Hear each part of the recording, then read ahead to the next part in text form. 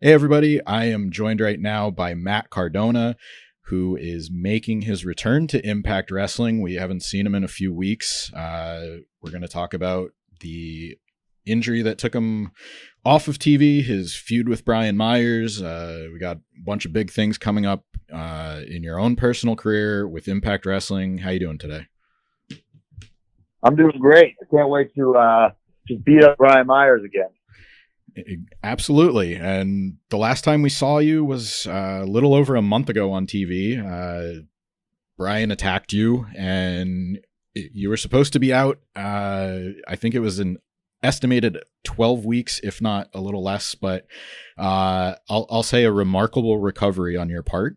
Good to see you back with Impact. Slammiversary is a great time to return. They just announced the subsequent tapings for Slammiversary. Fans are going to be allowed back on July 18th, July 19th. So you got 3 big days of tapings. How are you feeling about that? You know, you are a guy that was lifted up by your fans, and you know, you said when you got to Impact, that's really who you were there for. What's the feeling now that you finally get this chance to really perform in front of those people after not having them there for so long? Yeah, I think us as wrestlers, we kind of got used to wrestling in front of no people because the show must go on, right? But now we're finally going to have people back. I've had the opportunity to do a couple independents lately with some people, so I've got a little taste. But when it's live on pay-per-view with the people there, the energy is going to be through the roof, and I'm excited to be there. I've been begging Scott D'Amore for a match with Brian Myers because I want to be on that show, and you know I'm always ready. So I got some brand new ring gear ready to go. That's actually leads me into my next question. The last time we talked, you said that you had special ring gear that you were saving for a big moment. Is that coming out, or is this like brand new ring gear? Oh, this is brand new. I do have some gear that I'm waiting to use, but I'll say this: the gear that I have for Slammiversary is way cooler and more toyetic than the gear I've been saving. So it's definitely not a step down; it's a step up. Okay, I'm sure people will love to hear that. I appreciated what you wore the last time out. I got some LOD and Nasty Boys vibes from it. Any other hints you want to give besides toyetic? Does it call from the past, or you just want to wait and let people see it when it happens? Yeah, I mean, like for that particular gear, I work with this designer, TTD Wrestling. He designs a lot of the stuff for the Major Wrestling Favorite podcast. He designs my gear. I said, bro, just have fun, make something toyetic. And that's what came out. Listen, was there some splatter paint? Sure. Was it like to pay tribute to the Nasty Boys? Absolutely not. Nothing against the Nasty Boys, but it wasn't like, oh, I can't wait to show some respect for the Nasties. You know, it wasn't like that at all. But this gear has a pretty, I think if I gave a hint, it would spoil it. But, again, it's not paying homage to any particular wrestler. There's definitely some things, obviously, wrestlers, there's only so much gear you can wear. So some things might look familiar, but it's definitely really cool. And if it was an action figure, it would be very toyetic.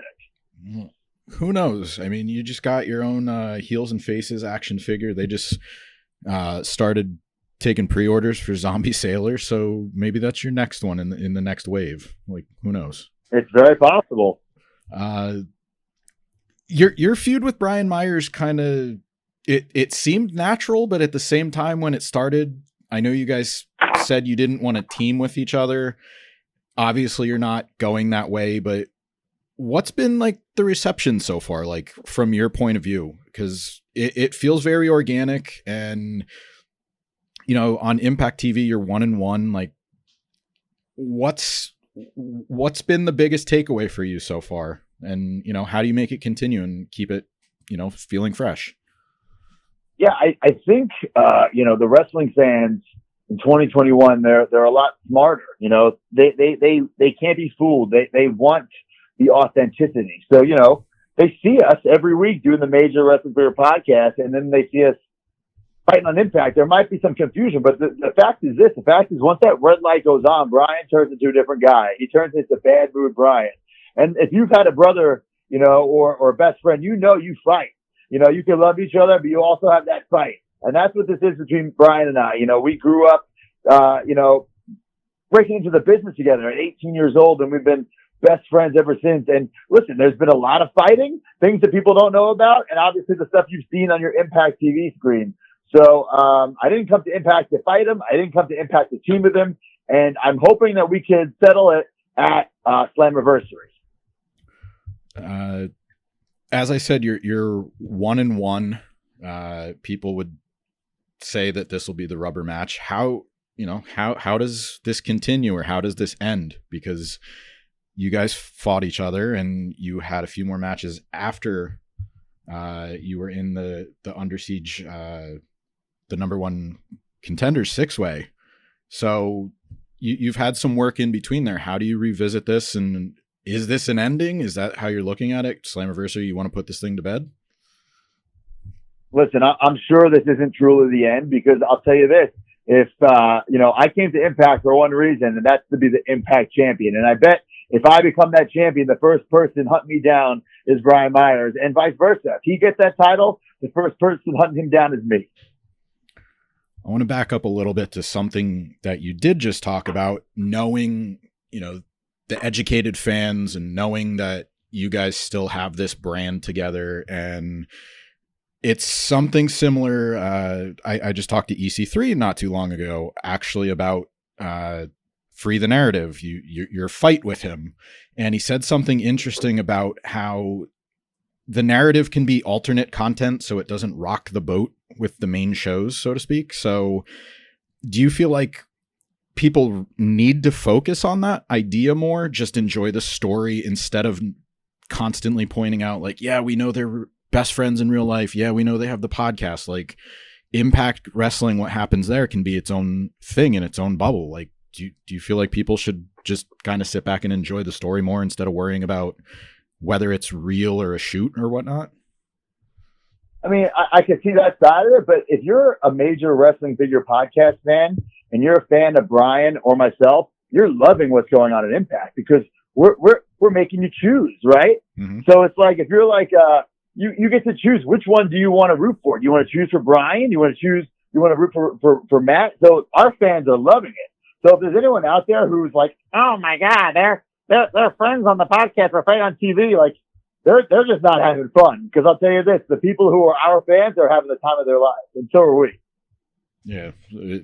I will say I'm taking that approach to it. Like, I'm kind of, Impact is what it is. Like, you guys have to be loving it. As I mentioned earlier, you're a guy that was lifted up by your fans, and you get to Impact, and that's who you're there for. So it really is for them. But Slammiversary, it's also, the world's changing again. That's the tagline. That's what it was last year, and it's continuing. It's a good thing for Impact, and it's unfortunate why it happened because of the other releases. But, there's an excitement about the brand. Like, do you look at it in terms of that? Like, Slammiversary being like, a chance to prove yourself against not only who's there, but maybe who comes in the future, because these, some of these names you have worked with. Yeah. I mean, you hear people all the time talk about the Attitude Era and how it was the glory days of wrestling. And part of that is because you didn't know who was going to show up on what show. And I feel like we are living in that time period again, except now there's more shows. There's wrestling on TV every night of the week, and people can show up anywhere. And that's the coolest part about being a fan, is you don't know who's going to show up where, but it's also the coolest part about being a wrestler. Specifically me, I can show up anywhere, and I know that it's Slammiversary, anybody can show up. So I say I'm always ready. I got to be always ready for any competitor who comes my way. Talk about showing up anywhere you want. You've done a remarkable job of that. You pretty much are, I'll say, the talk of the wrestling industry lately, and you have a huge month coming up. You have Slammiversary. You have a match with Nick Gage. Like, who thought that was going to happen last year? Some of the other places we've seen you, I know you did an appearance for AML, Warrior Wrestling. Now that it's actually happening and, you're living in the moment, like, is it what you expected it would be? Because you kind of get to pick and choose where you are. I know like Impact is, where people can, I guess, see you the most. What do you think the biggest takeaway is for you for, being able to bounce through all these places and really build your brand and help all of these individual promotions? So when I got released last year, I was so excited to wrestle all these new people. I said it was like Christmas morning, and I saw all these unwrapped or these wrapped up gifts, and I wanted to unwrap them and wrestle these guys. But we were in the middle of this global pandemic. There was really nowhere to go. There was nothing to really do. But so now I feel like I'm finally doing it. Every week, and I'm wrestling someone different. I got Impact. Like you said, I got Nick Gage and GCW. I'm doing random indies. I get the Major Wrestling Favorite podcast stuff. Now we have our own wrestling promotion, the FWF. There's so much stuff. I'm super busy, and like it's the best. It's the best. Having this creative freedom and to show up anywhere and just listen. It's cool to create buzz, yeah. But what I'm trying to create is like a life for myself and have fun and do what I've always wanted to do. And this summer has been so far amazing, and we're just getting into July. We got 2 more months, baby. We got Slammiversary live on pay-per-view. We got the GCW homecoming. We got so much stuff. We have the Impact tapings with people again. So like that's like what's better than having a pay-per-view match with people like after we haven't had that for so long? Like I can't think of anything better. Yeah, it's good to see that people are finally coming back. It's good to see that a lot of people are being are talking about pro wrestling in a positive light. There was a lot of uncertainty for so long in the past year plus, but now it seems like there's that positive momentum. And is there, like, not looking past, Brian, I know that's unfinished business and you're always kind of gonna, as you alluded to, like you're always going to kind of have to look over your shoulder for him, but is there anybody else that now that you're back in Impact for the time being that, you really want to work with? I want to work with, I want to wrestle whoever has that damn title. So whether it's Kenny Omega, whether it's Sami Callihan, Moose, it doesn't really matter to me. I'm not in Impact to have like cool work rate matches and sell t-shirts. That's great, right? That's fun. But I'm in Impact to become a world champion.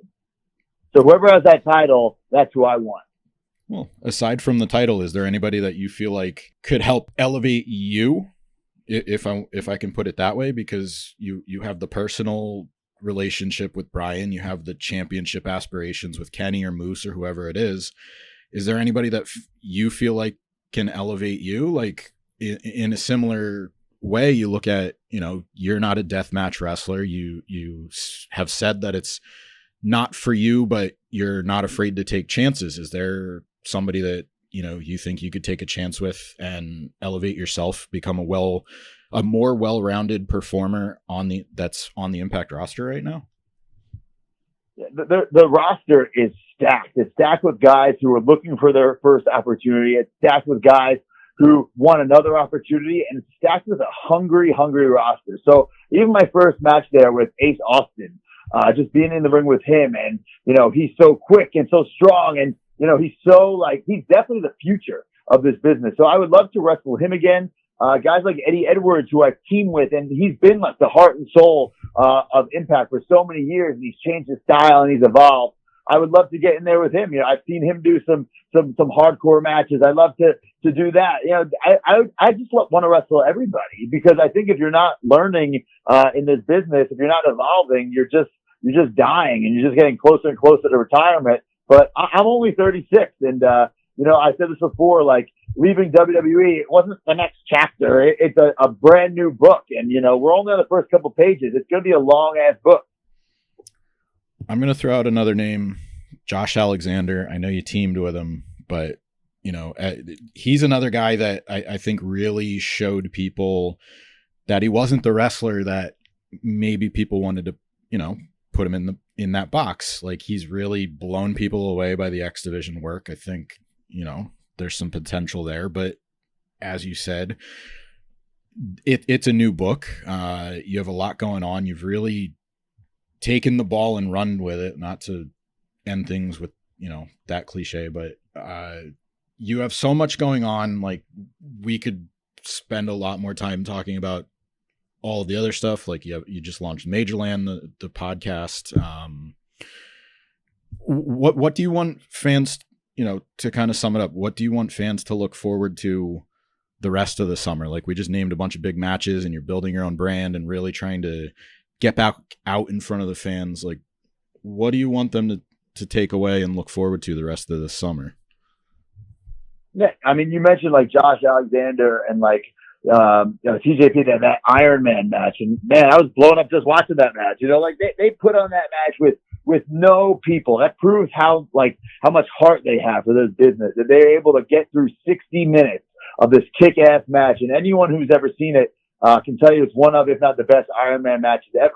And I would love to get in the ring with both those guys. And I try not to, map out too far in the future. I like to live in the moment and live day by day. But I know this summer is going to be big for me. I have Slammiversary, pay-per-view, the homecoming with Nick Gage. We have a live major wrestler podcast in August. But I'm taking it day by day. And, with these Impact tapings with people, and maybe new people coming into the company, I think anything can happen. And that's the best time to be a fan and the best time to be a wrestler.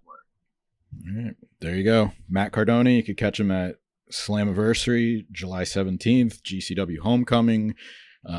Check out the Major Pod Network for all of the live appearances. Matt, thanks very much for your time today. Thank you. I appreciate it.